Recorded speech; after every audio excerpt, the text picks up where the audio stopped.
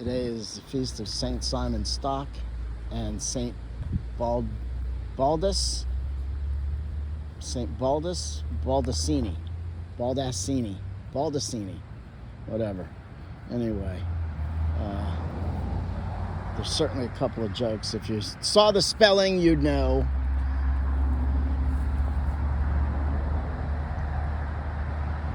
Today's first reading is from Acts. I just want to talk a little about Acts 22. I forget the verses, but it's where Paul is brought before someone, before the Sanhedrin and the Pharisees. And far be it from me to be a fan of the Pharisees, but today Paul used to his advantage the differences between the Pharisees' beliefs and those of the Sanhedrin. Wait, Sanhedrin, right? Sadducees.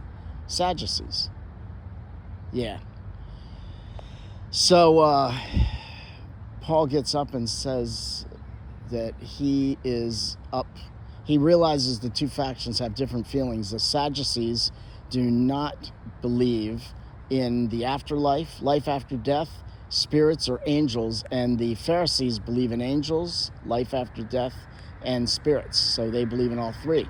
So Paul says, I'm brought before you because I have belief in a man who basically rose from the dead, from life for life. I have belief in a man who gives proof to life after death, Jesus. Because this is Paul, who does all of his business after Jesus dies, good and bad. So then the Pharisees say, we see nothing wrong with this man. So what if he was visited by an angel or a spirit? What is that to you all, or something like that? And then they start arguing, and the Roman guards are afraid that the two factions are going to tear Paul apart. I'm not sure why they would tear him apart. Let's see how that would work. But anyway, that's what happens. And I don't remember how it ended, but I just thought that was interesting. Something of note today in the readings for Mass, or the daily readings for Mass. Interesting that the Pharisees believe in angels, believe in spirits, and believe in life after death. And what's interesting is that the Sadducees don't. Then what is the difference between, what is heaven and hell? If not life after death? I guess heaven is where God lives and hell is where Satan lives. And then where do we fit into that? What are the Sadducees' thoughts on that?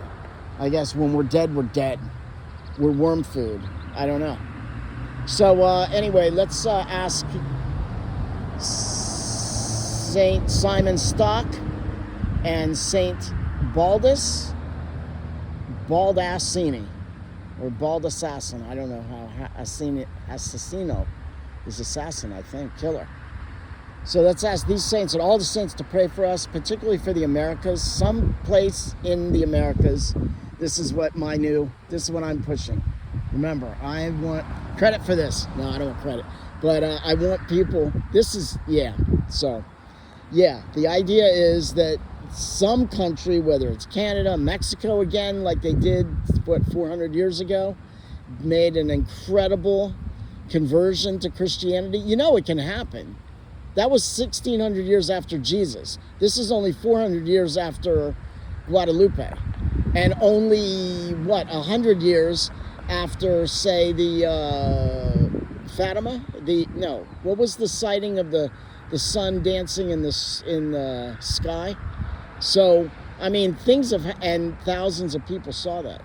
So things can happen. So my hope, my prayer is that we would, some country, Mexico, Canada, the United States, Central America, I don't know, Argentina, whoever, converts in massively amounts, so that the rest of the world takes note and goes, for some reason, there's this major conversion in Guatemala. Half of the country is converted to Catholicism.